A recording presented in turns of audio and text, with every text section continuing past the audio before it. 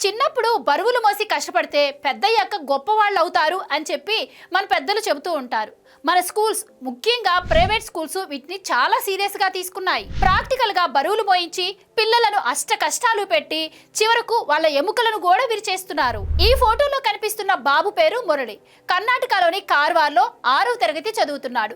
ప్రతిరోజు కూడా పలకలు, పుస్తకాలతో నిండిన బరువైన బ్యాగ్ ని మోస్తూ స్కూల్కి వెళ్ళడం అలవాటే. కానీ ఒకరోజు ఆ వెయిట్ ని ఆ బాబు శరీరం మోయలేకపోయింది. చేతిలో తీవ్రంగా నొప్పొచ్చింది. వెంటనే హాస్పిటల్కి వెళ్ళాడు. అక్కడ డాక్టర్లు ఎక్స్రే తీశారు. కానీ డాక్టర్లే షాక్ అయ్యారు. ఆ చిన్నారి మరికట్టు, భుజం ఎముకల్లో నిట్ట నిలువున చీలికలు ఏర్పడ్డాయి. అంటే ఆ బ్యాగు బరువుకి ఆ పిల్లాడి ఎముకలు బ్రేక్ అయ్యాయన్నమాట. ఇదొక్క మురళి కథే కాదు, దేశవ్యాప్తంగా లక్షలాది మంది చిన్నారులు ఇదే భారాన్ని మోస్తున్నారు. మొన్నటికి మొన్న ఒక చిన్నారి స్కూల్ బ్యాగ్ బరువుతో బ్యాలెన్స్ తప్పిపోయి వెనక్కి పడిపోయిన వీడియో మనం చూసాం. చండీగఢ్లో జరిగిన ఒక సర్వే ప్రకారం 70% మంది పిల్లలు వెన్ను నొప్పితో బాధపడుతున్నారు. ఇదేనా చదువు నేర్పే విధానం? ఇలా చదువుకుంటే, ఇలా బ్యాగులు మోస్తేనే అందరూ ఇంత గొప్పవాళ్ళయ్యారా? పిల్లాడి బరువులో బ్యాగ్ బరువు 10% కన్నా ఎక్కువ ఉండకూడదు అని రూల్స్ ఉన్నాయి.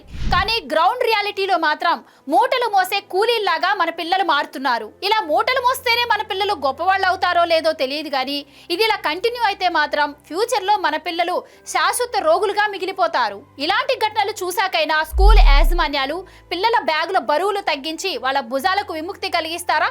లేదు అంటే ఇలాగే ఎముకలు విరుగుతూ ఉంటే చూస్తూ ఉంటారా? కేంద్ర రాష్ట్ర ప్రభుత్వాలు కూడా దీనిపైన స్పందించి పిల్లలను ఈ బాధ నుండి విముక్తులను చేయాలని కోరుకుందాం.